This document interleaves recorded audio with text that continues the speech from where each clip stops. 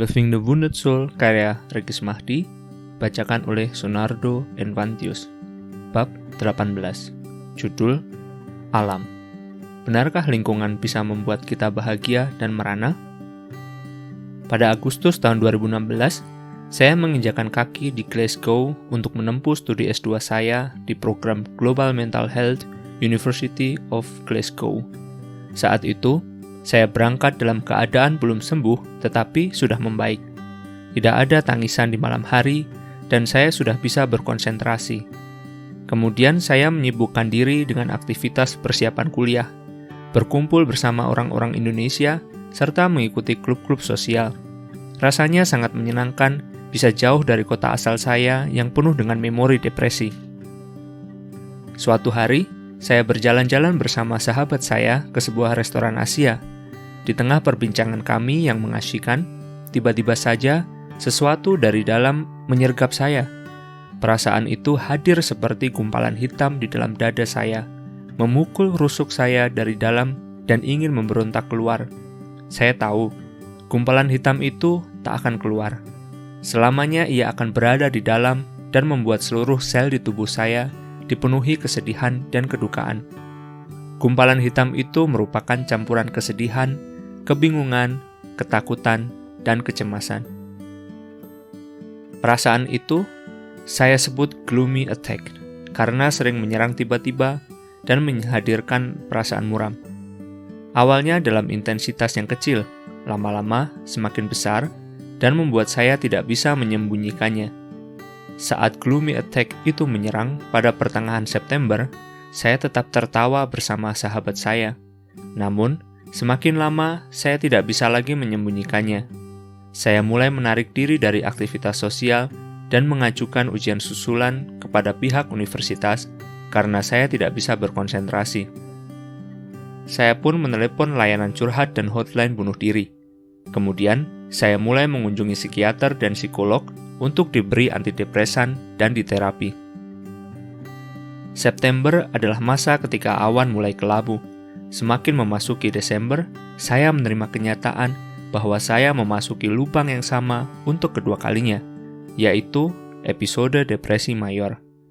Pada Januari 2017, ketika salju sedang lebat-lebatnya, awan selalu kelabu dan matahari hanya muncul sesekali. Saya mulai yakin untuk mengakhiri hidup saya. Ide bunuh diri di kepala saya menjadi ide yang solid dan detailnya semakin terlihat jelas. Saya pun menuliskan surat 11 halaman untuk keluarga di Indonesia yang menjelaskan depresi yang saya alami. Harapan saya, dengan membaca surat itu, mereka akan paham jika mendapatkan kabar bahwa saya meninggal karena bunuh diri di Inggris. Menyadari apa yang saya alami, saya semakin sering menghubungi hotline bunuh diri untuk menjaga diri agar tetap waras. Saya mengunjungi 2 psikolog untuk menjalani 2 terapi yang berbeda. Saya menelepon teman-teman dekat saya untuk menanyakan alasan mereka tetap hidup dan mengapa saya harus hidup. Mereka panik, mengirimkan pesan panjang, dan menanyakan kabar saya setiap hari untuk memastikan saya masih hidup. Saya bingung mengapa orang harus sedih jika saya mati. Kebingungan ini memancing rasa penasaran saya, dan itulah yang menghambat rencana bunuh diri saya. Reaksi dan perhatian yang diberikan teman-teman dekat saya membantu saya memiliki alasan untuk bertahan hidup. Saya meniatkan diri saya bahwa saya harus hidup besok, esoknya lagi, dan esoknya lagi, hingga saya mendapatkan kembali kewarasan saya. Pelan-pelan keadaan saya membaik pada Maret dan semakin membaik pada April. Matahari mulai sering muncul, rumput hijau tumbuh, dan daun-daun segar bermunculan. Hidup rasanya perlahan-lahan cerah lagi. Proses konsultasi berakhir pada bulan itu, dan saya mulai mengerjakan tugas-tugas yang saya tunda sejak Desember. Saya pun menjalin hubungan dengan seorang perempuan. Segala aspek di kehidupan saya mulai membaik. Melihat garis waktu episode depresi saya dari September 2016 hingga April 2017, saya harus mengakui bahwa cuaca berpengaruh pada depresi. Di dalam ilmu psikologi, ada istilah Seasonal Affective Disorder, dalam kurung SAD, untuk menjelaskan fenomena gangguan mood yang dialami seseorang di musim-musim tertentu, terutama musim dingin. Cuaca dan alam memang mempunyai daya magis yang dapat menghantarkan kita pada kondisi bahagia dan sedih. Bab ini merupakan penemuan saya atas rasa penasaran akan hubungan antara alam dan manusia. Kita akan membahas bagaimana cuaca dan kehidupan perkotaan membuat seseorang bisa mengalami gangguan kesehatan mental. Berkenalan dengan winter blues dan SAD. Bagi orang Indonesia, musim salju tampak sangat indah dengan warna putih di mana-mana dan penuh keceriaan seperti gambaran di film Home Alone. Padahal, bagi orang-orang yang tinggal di negara 4 musim, kedatangan musim dingin adalah perusak mood. Salju tidak turun dari awan cerah, tetapi dari langit yang tertutup oleh awan kelabu. Awan kelabu itu bukan seperti hujan yang datang beberapa jam lalu menghilang, dan langit biru tampak kembali, melainkan mampu bertahan hingga 3 bulan. Sesekali cahaya matahari menyelinap, sesekali awan kelabu hilang, tetapi lebih banyak hari tanpa cahaya matahari. Mendung di siang hari dan malam gelap yang panjang adalah karakteristik musim dingin. Matahari terbit pukul 9 pagi dan terbenam pukul 3 sore. Banyak yang tidak menyukainya karena suasana itu sangat menekan. Beberapa orang merasa mood mereka memburuk ketika musim dingin tiba, tetapi mereka segera move on dan menikmati suasana. Beberapa lainnya terganggu suasana hatinya tanpa bisa move on. Mereka mengembangkan gejala-gejala depresi selayaknya orang yang mengalami episode depresi mayor. Kondisi pertama disebut winter blues, yaitu ketika suasana hati kita menjadi gloomy selayaknya suasana kelabu di musim dingin. Kondisi kedua disebut sebagai seasonal affective disorder (SAD), tipe depresi terkait dengan perubahan cuaca. Winter blues adalah hal yang normal, karena banyak orang tidak menyukai suhu yang terlalu dingin dan hawa suram saat musim dingin, sementara SAD adalah keadaan yang hanya dialami sekitar 5% populasi dunia. Biasanya, SAD dialami oleh orang-orang yang tinggal di negara dengan 4 musim. Beberapa peneliti menemukan bahwa perempuan lebih rentan terhadap SAD, tetapi yang lebih rentan lagi adalah perempuan atau laki-laki yang pernah punya riwayat depresi. Orang-orang yang mengalami SAD bisa menghabiskan 40% waktu dari 12 bulan untuk berada pada fase depresi dan membaik kembali ketika saat musim semi dan musim panas, tepat seperti apa yang saya alami ketika berada di Inggris. Mengapa kita butuh matahari? Ada banyak faktor yang membuat seseorang bisa mengalami SAD. Salah satu faktor yang digadang-gadang menjadi faktor utama dari pemicu SAD adalah ketiadaan sinar matahari yang dapat diserap tubuh kita. Secara filosofis, matahari adalah cahaya bagi kehidupan kita yang menjadi simbol energi kasih untuk bumi. Tanpa matahari, bumi hanyalah seonggok planet tanpa kehidupan. Orang-orang zaman dahulu menyembah matahari karena matahari mewakili kekuatan yang teramat besar. Matahari merupakan lambang energi tanpa batas. Melihat matahari membuat kita lebih berenergi, lebih bersemangat, dan merasa lebih optimis akan hidup ini. Secara biologis, sinar matahari atau sinar UVB memicu tubuh untuk memproduksi vitamin D yang sangat esensial bagi kesehatan tulang dan kesehatan mental.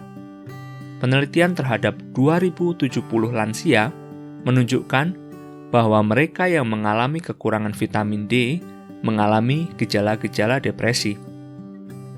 Penelitian tersebut juga menemukan bahwa semakin sedikit vitamin D yang ada di dalam tubuh, semakin berat gejala depresi yang dialami.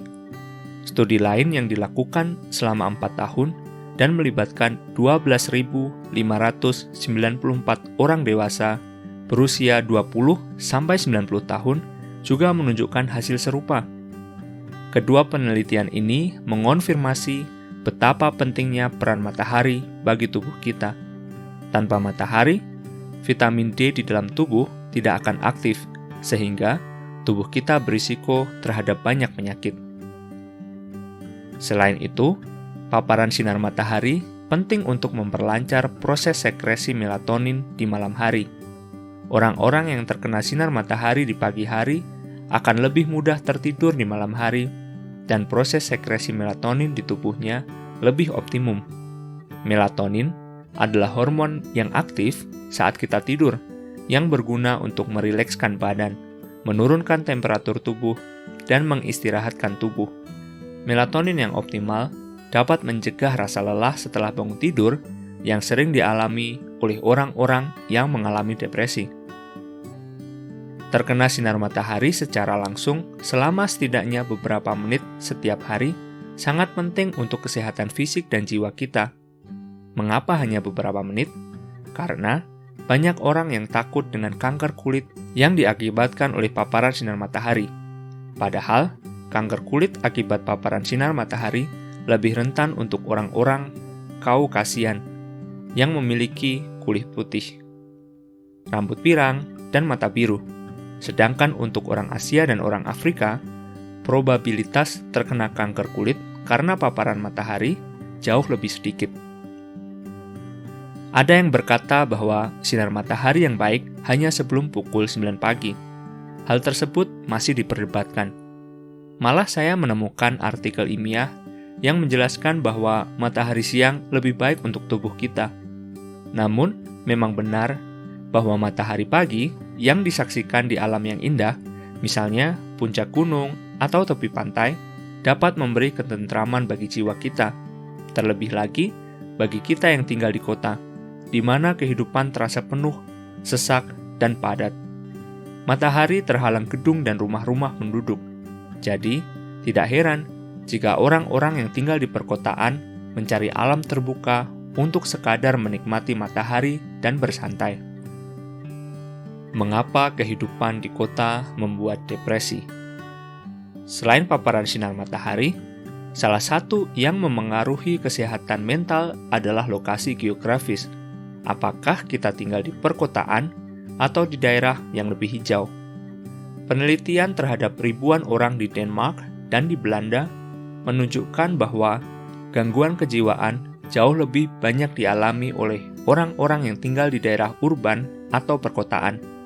Semakin padat dan kompleks sebuah kota, semakin kompleks gangguan kejiwaan yang dialami penduduknya. Bahkan, risiko untuk mengalami beberapa gangguan sekaligus atau dalam kurung komorbiditas semakin tinggi di lingkungan urban. Penelitian yang dilakukan sekelompok ilmuwan di University of Exeter Medical School menemukan bahwa orang-orang yang pindah ke area yang lebih hijau atau terbuka mengalami peningkatan kualitas kesehatan mental pada tahun-tahun awal perpindahan mereka. Sebaliknya, mereka yang pindah ke area yang lebih padat akan mengalami penurunan kualitas kesehatan mental. Penelitian lain yang membandingkan kesejahteraan psikologis antara orang-orang di area pesisir dan area daratan, inland, menemukan bahwa mereka yang tinggal di pesisir lebih banyak menunjukkan emosi positif. Penelitian ini juga sejalan dengan temuan dari sebuah riset tahunan di Amerika yang menemukan bahwa penduduk Hawaii, sebagai daerah yang dikelilingi lautan, memiliki kesejahteraan psikologis paling tinggi dibandingkan negara bagian lain di Amerika. Ada banyak sekali faktor yang meningkatkan probabilitas gangguan mental di area perkotaan. Antara lain, kehidupan kota yang serba cepat dan penuh tuntutan, kurangnya lahan hijau yang menyegarkan mata dan jiwa, rasa kesepian karena tidak adanya social bonding antar tetangga, polusi, serta makanan cepat saji.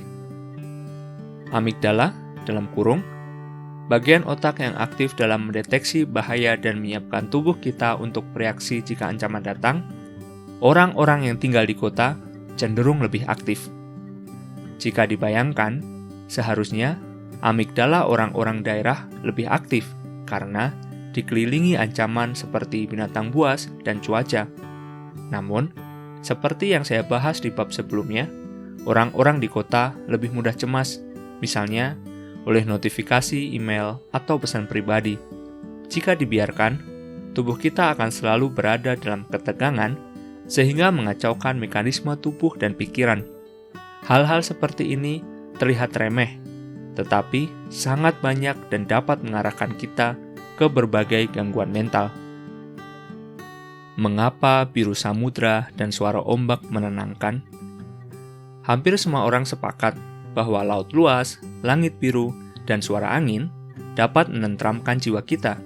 Sebaliknya, tinggal di lingkungan perkotaan kadang bisa membuat kita stres. Mengapa memandangi laut dan langit biru dapat menenteramkan jiwa? Suara air laut dan suara angin merupakan suara sederhana yang terus berulang.